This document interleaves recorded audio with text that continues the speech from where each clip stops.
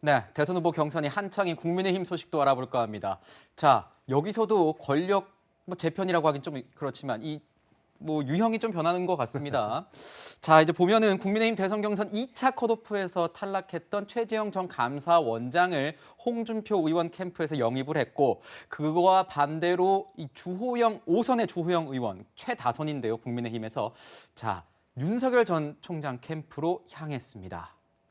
교수님. 네. 어떤 의미가 있는 겁니까? 같은 날 공교롭 때도 아주 큰 거물급 인사들이 각각 다른 진영으로 갔네요. 사실 이 두 분은 아마 두 캠프에서 오래전부터 접촉을 계속하고 영입하려는 그런 노력들을 계속 기울였을 거예요. 그런데 마침 2차 컷오프가 끝나면서 이제 이 최 전 원장이 결정을 내린 거죠. 근데 최 전 원장의 결정의 가장 큰 요인은 저는 왕자가 아니었나 그렇게 생각을 합니다. 이분은 굉장히 독실한 기독교인이시고 이제 그런 어떤 무속성이라든가 뭐 이런 것에 대해서 굉장히 그 병적으로 좀 싫어하시는 그런 부분이 작용한 것 같아요. 그리고 여러 가지 이제 의혹이 발생하니까 의혹이 없는 뭐 홍준표 후보가 낫겠다 뭐 이렇게 오늘 아침에 얘기가 나온 거잖아요. 네.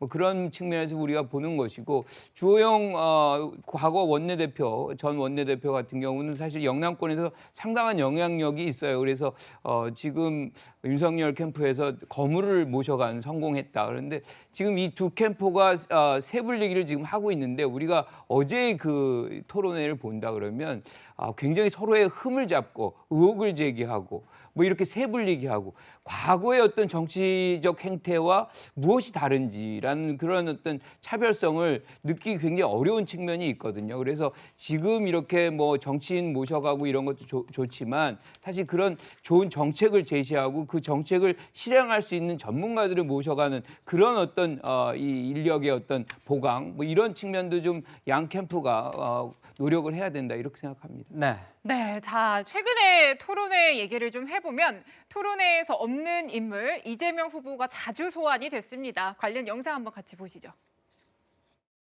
이재명 후보라는 사람이 대통령이 되면 대한민국 경제는 망할 것 같아요. 또 이재명도 저 재판을 얼마나 많이 받습니까? 이재명 후보는 제가 정치 시작한 이래 이런 도덕성이 형편없는 사람을 본 일이 없어요.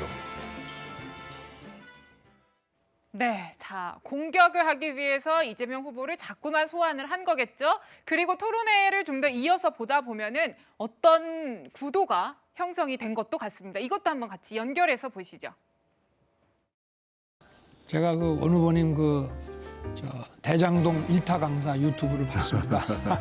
역시 그 행정 경험을 또 하셨기 때문에 아주 그 법조인을 넘어서 가지고 설명을 아주 잘 하신 것 같은데.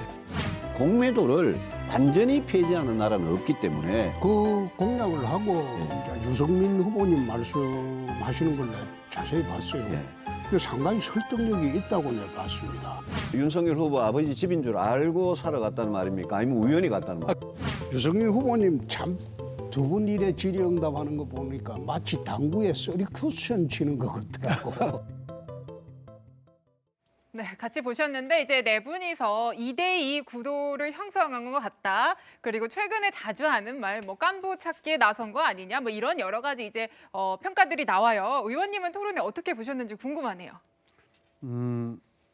중반전에 지금 토론이 10번 가운데 3번이 끝났고 내일 아마도 네 번째 토론이 있는데 이제 그 10번 가운데 3번은 1대1이거든요. A와 B, 뭐 C와 D 이런 식으로 한 번 했는데 자연스럽게 어떻게 보면은 인간적인 친소 관계와 또한 당내의 상황에 따라 자신의 정치적 전략적 판단을 하는 것 같아요. 윤석열 후보 입장에서는 어떻게 보면 저 원희룡 후보를 어떤 주니어 파트너로 삼아서 뭔가 하는 게 훨씬 유리한 듯하고 판단하는 것 같고 원희룡 후보 역시 뭐 잘 되면 좋겠지만 잘 안 되면 당권이나 이런 데 생각이 있는 것 아니냐는 그런 말이 나올 정도로 네. 윤석열 후보 처음에 어떻게 보면 연합을 연대한다 그럴까 그렇게 기색이 역력하고 본인은 부인하고 있습니다만 홍준표, 유승민 후보는 오래 이제 정치를 같이 했고 뭐 고향도 같고 하니까 아마 서로 이해도가 높아서 그런지 서로를 좀 보완해주면서 윤석열을 같이 공격하는 이런 구도로 가고 있다. 근데 이게 과연 어떻게 보면 이 4명밖에 안 남았는데 민주당에서 보내주는 것처럼 중도 사퇴와 후보 연대 내지는 뭐 이렇게 그러니까지 가기에는 현실적으로 힘든 것 아닌가 저는 그래 봅니다. 네, 네. 지금 말씀해 주신 대로 뭐 맞수 토론도 있었습니다. 좀 여쭤보고 싶어요, 장혜찬 평론가님께요. 맞수 토론 봤을 때 어떻게 보셨습니까? 홍준표 의원과 윤석열 전 검찰총장 같은 경우에 도덕성 얘기를 많이 나눴다. 그리고 이 유승민 의원과 원희룡 의원 같은 경우는 정책 공약과 관련해서 굉장히 심도 있는 토론을 했다. 이렇게 얘기를 했는데 평론가 입장에서 객관적으로 한번 평가 부탁드릴게요. 제가 객관이 가능할지 모르겠습니다. 저희가 알아서 것처럼, 말씀 좀 특정 하겠습니다. 후보 네. 캠프에 몸담고 있기 때문에 네. 일단 그 맞수 토론이 끝나고 나서 저는 하루의 피로가 회복되는 느낌이었고요. 네. 캠프의 다른 관계자들과 통화했을 때 분위기가 굉장히 긍정적이었습니다. 네. 이게 제 개인적인 소감은 이 정도로 가름을 하고 네. 홍준표 후보는 처음부터 끝까지 도덕성 문제를 집중적으로 제기했습니다. 그런데 제가 봤을 때 전략 실패가 아니었겠는가. 네. 왜냐하면 홍준표 후보는 자신이 정치 26년 했다는 정치 경력을 지금 강점으로 내세우고 있는데 그렇다면 다방면에서 정책과 공약으로 윤석열 후보를 검증했어야 되는데 오직 도덕성 부분에 초점을 맞추다 보니까 윤석열 후보가 국민들이 많이 지켜보는 가운데서 해명을 마음껏 할 수 있는 무대를 오히려 제공해 준 것이 아닌가 하는 이야기가 끝나고 나오고 있고 정치 4개월한 윤석열 후보가 오히려 26년한 홍준표 후보에게 제발 정책 검증하자. 이런 식의 인신공격이 아니라 정책 검증이 필요하다는 말을 했어요. 사실 이 말은 홍준표 후보가 먼저 했어야 좋을 말이거든요. 그런 점에서 토론을 전체적으로 지켜본 국민들은 미시적인 부분, 디테일보다는 큰 흐름을 보게 되는데 홍 후보는 자꾸 네거티브에 집중한 반면 윤석열 후보가 정책 이야기를 하자고 하는구나. 미래 비전 이야기를 하자고 하는구나. 이런 인식이 머릿속에 남지 않았을까 싶습니다. 그래서 아마도 다음번 맞수 토론에 이제 유승민 후보와 원희룡 후보가 윤석열 후보를 상대하게 되는데 전략들을 조금 수정하지 않을까 싶어요. 지금 언론이나 또는 뭐 민주당에 의해서 제기되고 있는 그런 네거티브를 주 소재로 삼기보다는 다방면에 걸친 이를테면 경제나 복지, 외교 등에 걸친 공약 검증, 정책 검증으로 국민의힘 맞수 토론의 분위기가 조금 변할 수 있는 분수령이 됐겠다 싶은 분석을 할 수 있겠습니다. 네. 네, 지금 뭐 최근에 보면은 그런데 이제 윤 전 총장이 원희룡 전 지사 굉장히 칭찬하고 그랬잖아요. 거기에 대해서 원희룡 전 지사가 언급을 하면서 한 번 더 칭찬하면 스토커로 신고한다 이런 얘기까지 했던데 어떻게 들으셨어요? 아마 농담이 곁들인 표현이었던 그럴 것 것 같긴 같고요. 해요. 원희룡 지사 같은 경우는 이 메시지에 이런 뜻을 담은 겁니다. 나 이제 4등으로 만족하지 않는다.